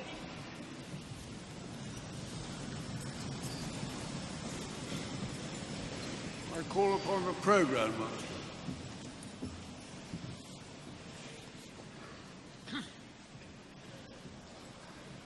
Brethren, we have heard so many words throughout this tercentenary year, culminating in the tribute earlier today, praising our Grand Master. His service at the head of our order for over 50 years is a truly remarkable record. There is, however, one sentiment which formal toasts, speeches, or even, dare I say, dramatic scripts fail adequately to convey. It would be wrong to allow this gathering here today to end without stressing the deep and sincere loyalty and affection felt by the Brethren of the United Grand Lodge of England for their Grand Master. I will save him from embarrassment by not dilating here on His Excellencies or achievements. Suffice it to say that we are well aware of and immensely grateful for them. We have valued his leadership over the past half-century most highly. He has guided and inspired us over a period of great change. His wise counsel and steady influence have been repaid by our brethren with an immense pride in and deep respect for our Grand Master, which has always engendered unwavering and genuine affection. We wish him very well for the future and sincerely hope that he will continue to remain at our head for years to come. Brethren, please stand and join me in expressing our fondest gratitude to the Most Worshipful, the Grand Master.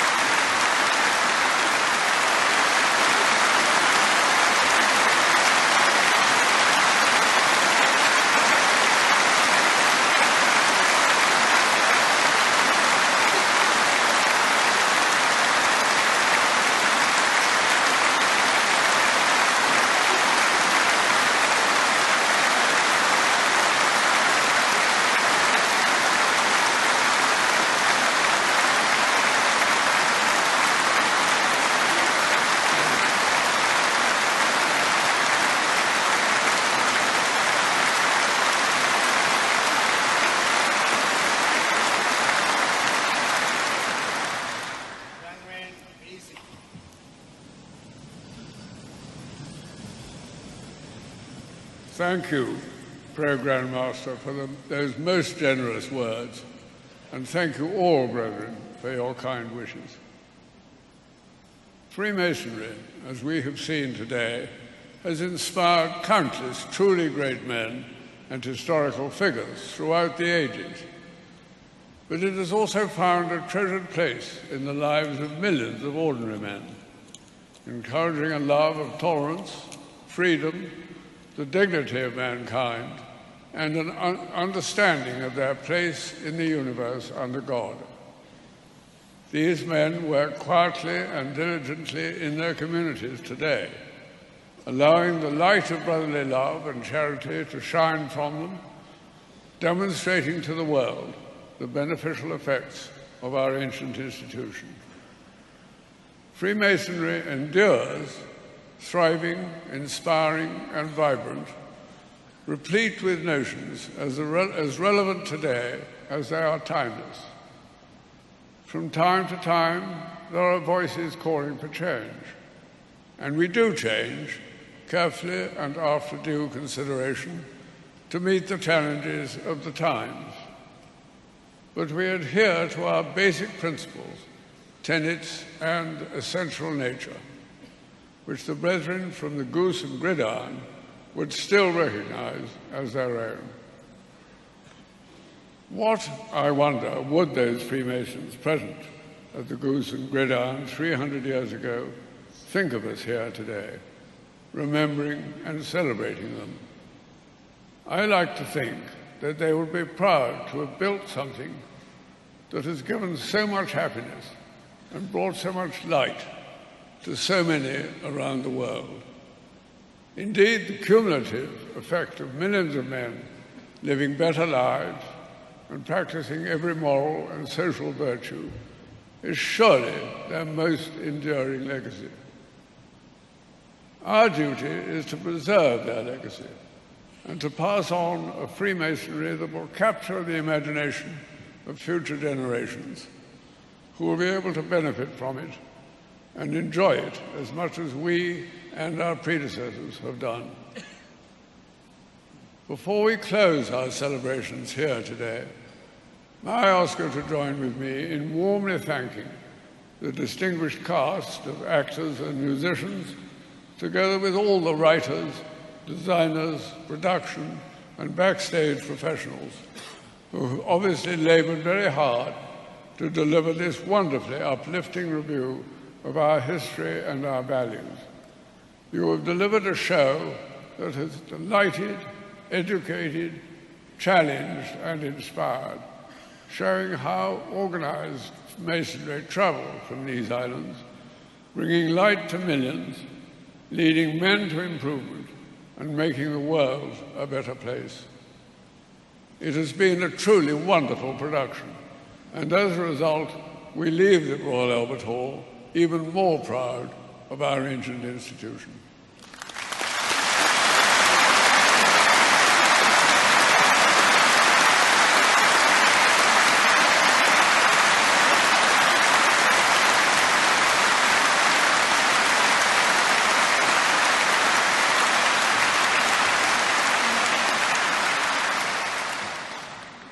Brethren, in honor of our 300-year history, will you join me in singing a hymn about the transcendent and transformative power of building?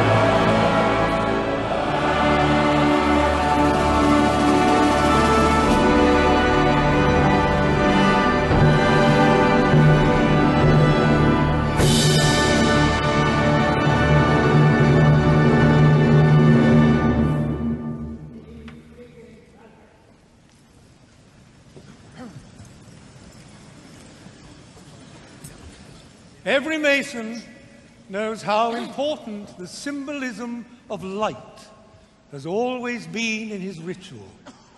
In their many ways, Freemasons have spent the last 300 years spreading their light.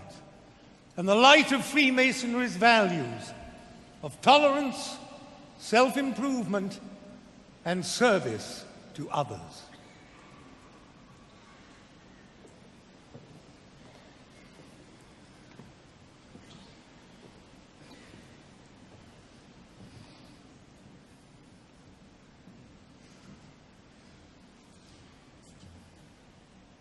Most worshipful Grand Master, I humbly ask you to complete the initiation of this worthy candidate for Freemasonry.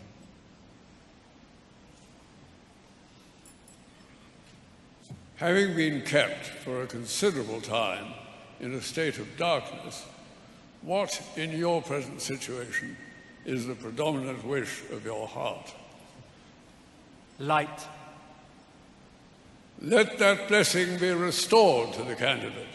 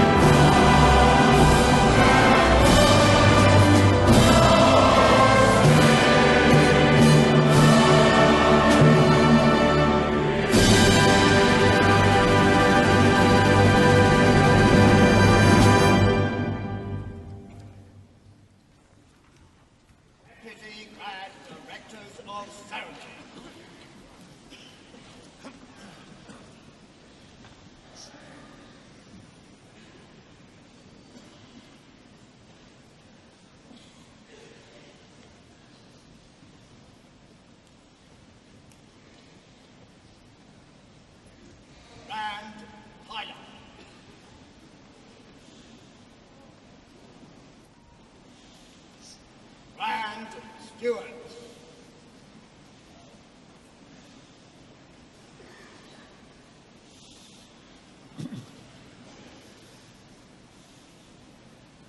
Grand sword bearer.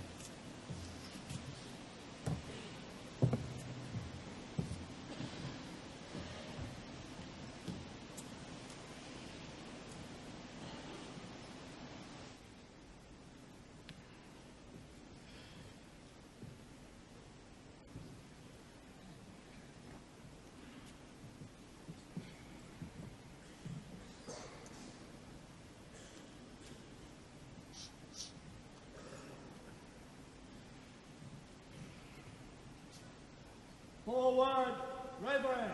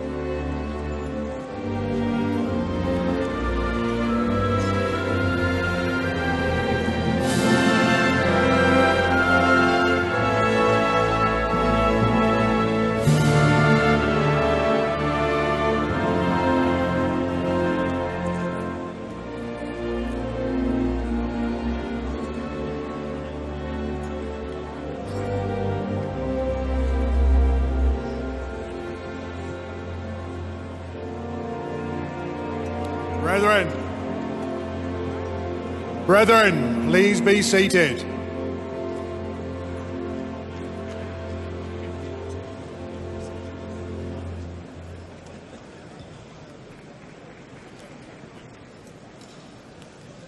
Brethren, that completes the main element of this afternoon's proceedings.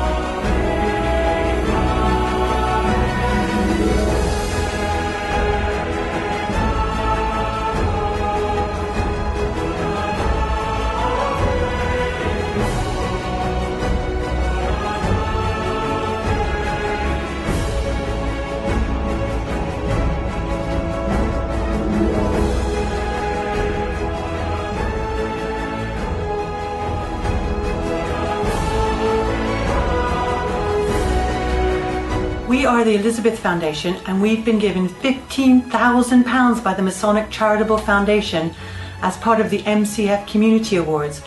This grant will help fund our Teacher of the Deaf so that we can support more deaf children to learn to listen and speak.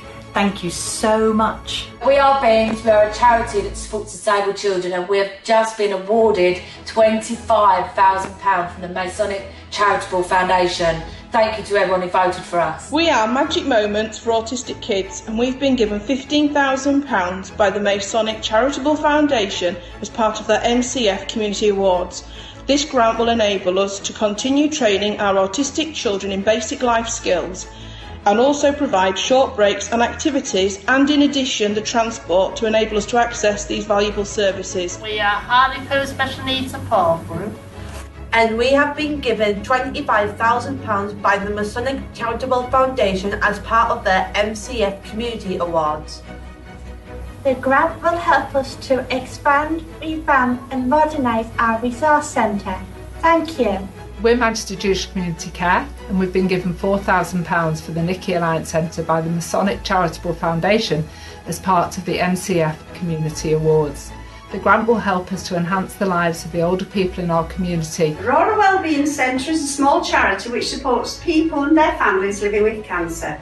We're delighted that through the Masonic Charitable Foundation Turson Tea Awards, Aurora has been granted £25,000. This will make a tremendous difference to what we can offer our cancer patients. Thank you to all the many hundreds who voted for us, and to all the Freemasons who contribute generously to the foundation. From all at Aurora, thank you! We're Campsite, and we've been given £25,000 by the Masonic Charitable Foundation as part of their MCF Community Awards. The grants will enable us to employ a volunteer support worker for the Fenland services. Interact has been awarded £15,000 from the MCF Community Award. We are absolutely delighted by that, and we want to thank you for voting for us. The £15,000 will pay for 1.5 years of work at one of our hospitals, so we are very, very grateful. Thank you. We are West Berkshire Therapy Centre, and we've been given £4,000 by the Masonic Charitable Foundation as part of their MCF Community Awards. The grant will help us to buy equipment to help disabled people keep mobile. Thank you. We're Willow, and we've been given an amazing £25,000 by the Masonic Charitable Foundation as part of their MCF Community Awards. The grant will help us to fulfil more special days for seriously ill young adults aged 16 to 40 in Hertfordshire. Thank you so much.